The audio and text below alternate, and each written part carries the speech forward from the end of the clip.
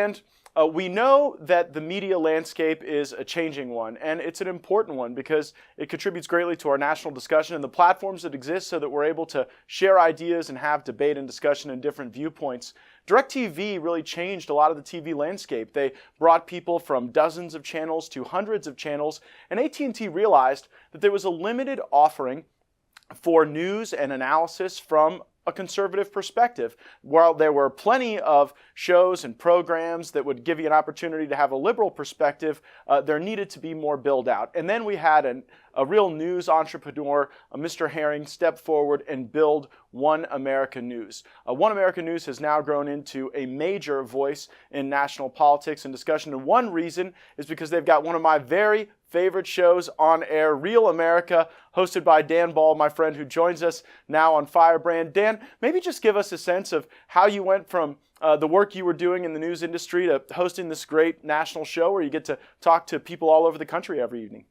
Well, Matt, thank you so much. And let me just start by saying, not only thank you for having me on your program for once instead of the other way around. It's odd, by the way, to be the one taking the questions. But thank you for all you're doing.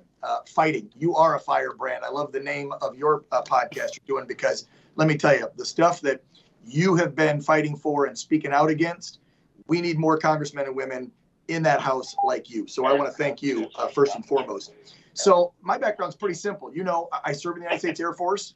I was a journalist. I worked for, the vets will know the acronym AFARTS. That's the Armed Forces Radio Television Service. I did that, did my 4-year tour of duty, got out, got my first job in broadcast news back in 1996 as a cameraman. Within a few months, I was a reporter. Within a few years, I was a news anchor. I've done about every job in a newsroom. I was even a news director where I ran the show. And a few years back, I got frustrated, just like you did, I'm sure. And I ran for Congress and lost in Southern California. It was for Mary and Sonny Bono's old seat, which after some gerrymandering, the Democrats had flipped that one to a highly registered Democrat seat. And I knew what I was up against, but by golly, I felt a need to do it. So I ran in 18. And like I said, we lost.